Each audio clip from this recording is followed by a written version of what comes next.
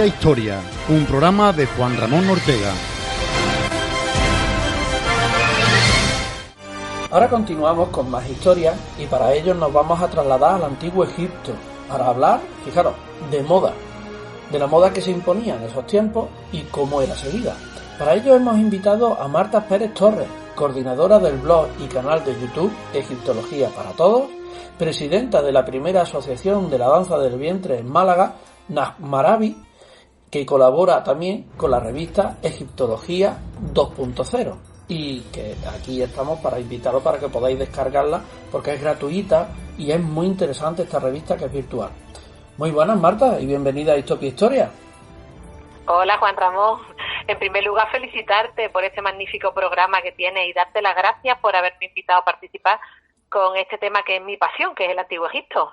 Muchas gracias a ti, gracias por esa felicitación, pero bueno, los protagonistas sois vosotros. Yo simplemente, como si fuera un oyente, para poder así aprender un poquito más de historia, y en este caso lo vamos a hacer de Egipto, porque los artículos que tú escribes, tanto en Egiptología como en tu blog y el canal de YouTube, son bastante interesantes. Lo de la Asociación de la Danza del Vientre lo vamos a dejar para otro programa porque me parece muy interesante que nos cuentes esa historia. Marta, nosotros cuando observamos las representaciones que hay en el antiguo Egipto, parece que siempre se vestían igual. ¿Eso es así? ¿A lo largo del tiempo fue de la misma forma o hubo diferencias notables? Bueno, en primer lugar, para los antiguos egipcios, la belleza y la moda fueron aspectos muy importantes en su vida diaria y estuvieron influenciadas por su clima, la clase social, ese momento de la historia en el que se encontraban. Y el estilo de la vestimenta que llevaban y de la belleza en general se mantuvo prácticamente constante en la base, aunque obviamente algunas de sus prendas sufrieron algunos cambios, especialmente en el Imperio Nuevo, que es esa época de los grandes faraones más conocidos, como Hatshepsut, Tutmosis III, Ajenatón, Ramsés II, entre muchos otros. Pero no solo la ropa, sino también los complementos, los peinados, las pelucas, porque para los antiguos egipcios todo eran complementos imprescindibles. Pero esto no era solamente para las mujeres, sino que el cuidado del cuerpo, el maquillaje, el peinado, estas pelucas que te estoy diciendo, la ropa en sí, eran muy importantes también para los hombres. Solo tenemos que ver, como tú has dicho, esas representaciones en las tumbas, en las que tanto hombres como mujeres son representados eternamente jóvenes, bellísimos, esbeltos, con unas ropas hermosas, esas pelucas, esas joyas fantásticas. En este aspecto realmente no había distinción de sexo.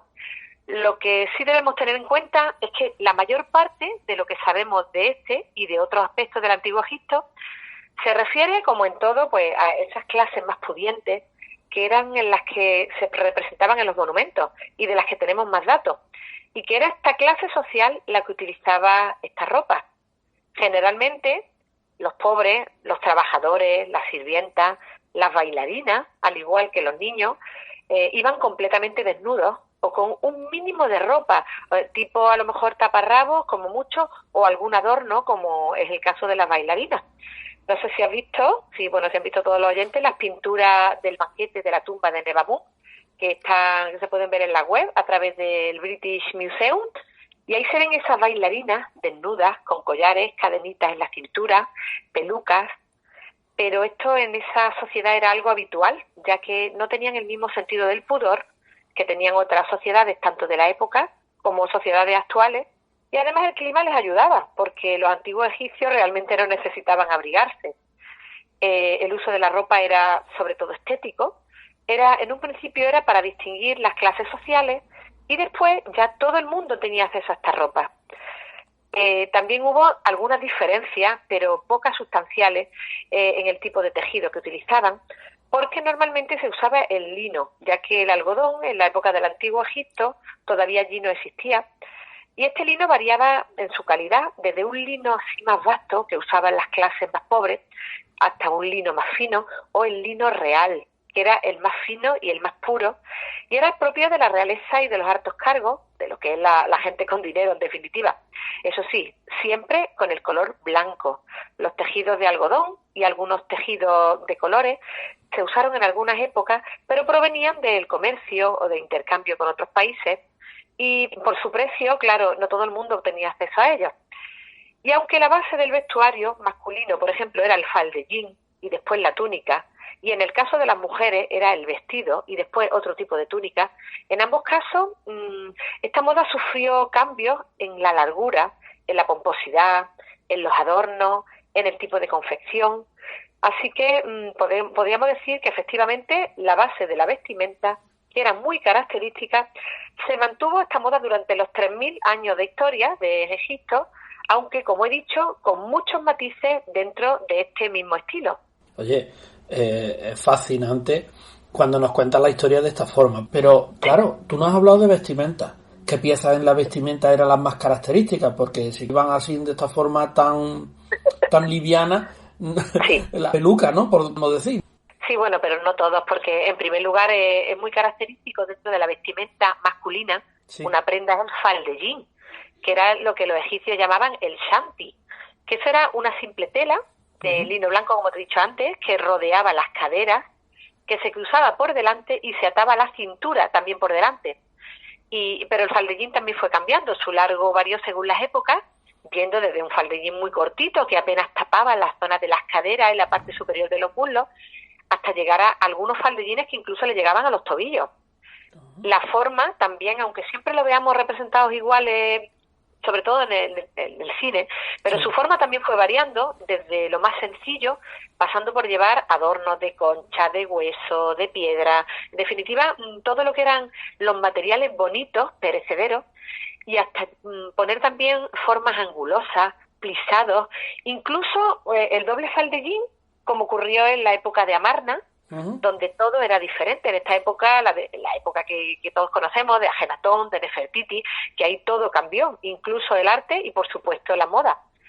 Pero, como he comentado antes, los más pobres no tenían acceso a estos faldellines de lino, iban desnudos, o incluso cuando lo necesitaban, porque necesitaban algún tipo de abrigo, lo que utilizaban era la piel de oveja, los pelos de cabra. Como ya vemos, las desigualdades vienen desde los tiempos más remotos de la humanidad, no es una cosa de los tiempos actuales. Y bueno, una prenda muy utilizada también que ha llegado a nuestros días es algo tan curioso, tan simple, tan cotidiano, que os va a sonar un montón, como el delantal. Fijaros, frecuentemente las sirvientas, las trabajadoras del campo, incluso las amas de casa, iban también desnudas, llevaban solamente el delantal, pero no lo usaban con la actitud de taparse, sino para proteger el cuerpo con este trabajo. Eso sí, no les faltaban los abalorios, los adornos de todo tipo, para eso los egipcios eran únicos. Y bueno, sí, eran también muy frecuentes otro tipo de prendas, en el caso de las mujeres, unos vestidos estrechos con unos tirantes muy largos, esto sobre todo en el Imperio Antiguo, que dejaban uno o ambos senos al descubierto, y otros que los tapaban, pero que eran de red o completamente transparentes. Hay un ejemplo precioso que también podéis ver en la web, de un vestido de red con mucha pedrería. Lo podéis ver en la web del Museo del Cairo, sí, que es muy parecido al dibujo corporal, que no sé si os acordáis de la película La momia de Brendan Fraser.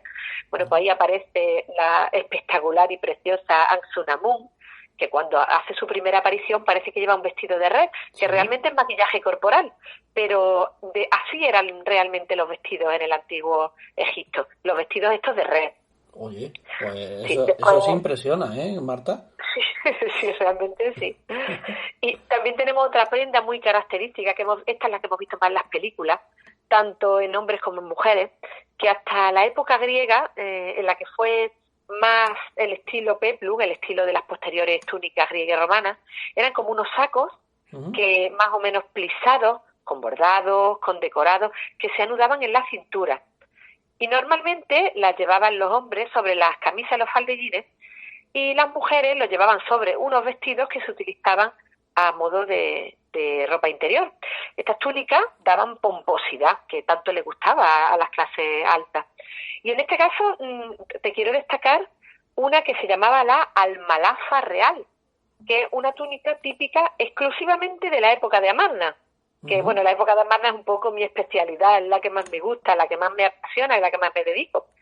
Y esta época de Ajenatón, de Nefertiti, pues bien, esta túnica era completamente transparente, envolvía el cuerpo y se anudaba en el pecho.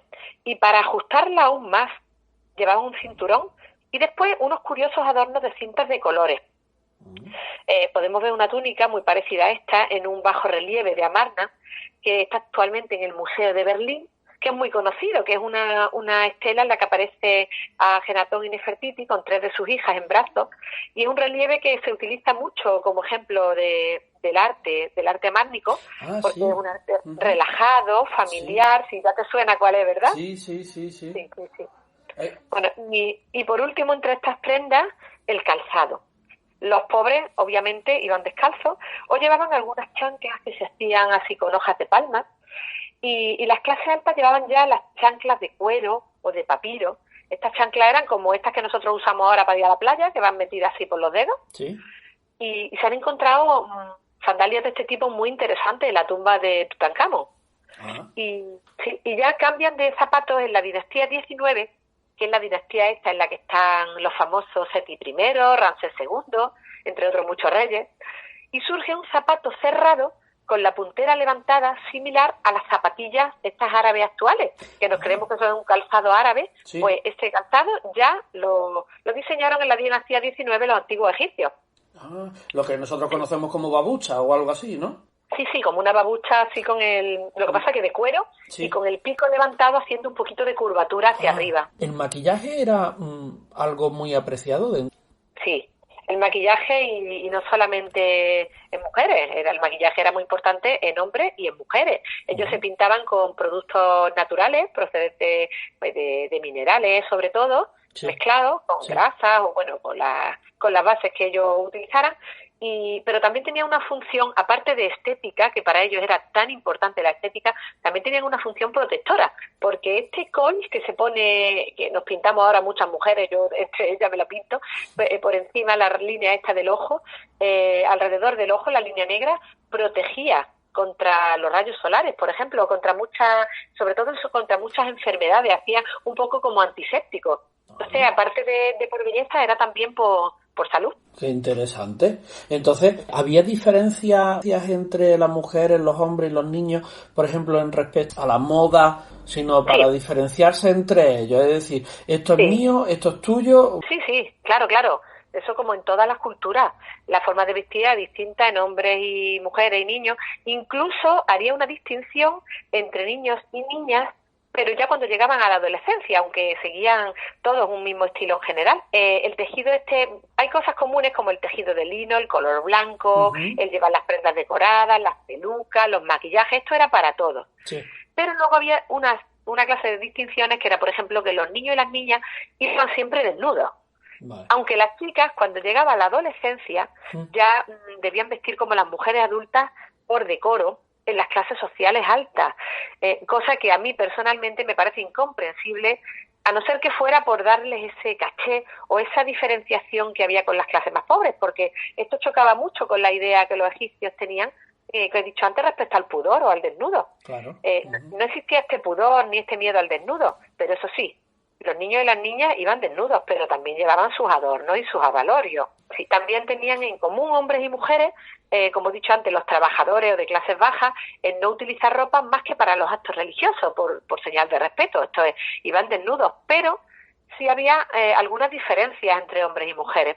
Los hombres, por ejemplo, de clase media y alta, solían vestir, como he dicho antes, con estos faldellines, ponerse unas camisas anchas con mangas, unas túnicas de diferentes largos, todo ello con diferentes formas, diferentes decoraciones según la época. Y a partir del Imperio Medio usaban unas pelucas muy graciosas, como una melenita redondeada, y más tarde las pelucas de tipo nubio, que eran como a base de risitos, también redondeadas. Sí. Sin embargo, las mujeres trabajadoras de clases bajas, como he dicho antes, iban desnudas con delantales, pero en las clases medias o altas ellas usaban vestidos, unas túnicas, pero diferentes de los hombres. Estos vestidos y estas túnicas transparentes iban decoradas, con el pecho descubierto o tapado según el gusto de cada una, o imagino también que según las edades, con unos plisados impresionantes que incluso se ven representados en muchas estelas. Por ejemplo, podemos verlas en las de Amarna. Unos fruncidos, unos drapeados que no tienen nada que envidiarle a los actuales, flecos, bordados, todo lo imaginable que nosotros podamos ver en adornos de vestuario. y en algunas ocasiones vestían con colores claros y otros tejidos diferentes del lino, pero eran de importación y muy caros. Vale. Respecto a las pelucas, comenzaron llevándolas cortitas y rectas al estilo, por ejemplo, de la estatua de Nofret, al Museo del Cairo, que es una peluca cortita y recta con flequillos. Luego pasaron a una peluca que se llamaba tripartita, es decir, con 3 grandes mechones, uno por la espalda y otro a cada lado de la cara. Y también llevaban complicados trenzados, el pelo acampanado con unas pelucas gigantescas. Y bueno, por supuesto, llevaban muchísima decoración. Pues Marta, que nos hayas acompañado esta tarde en Histopia Historia. El tiempo en la radio siempre es el que nos pilla, ¿sabes?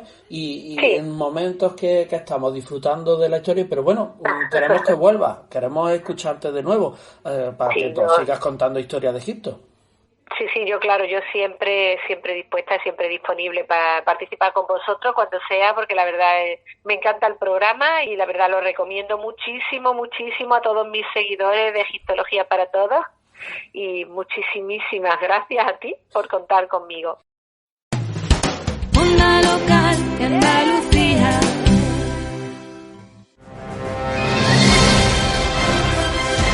Están escuchando Histopia Historia, un programa de Juan Ramón Ortega.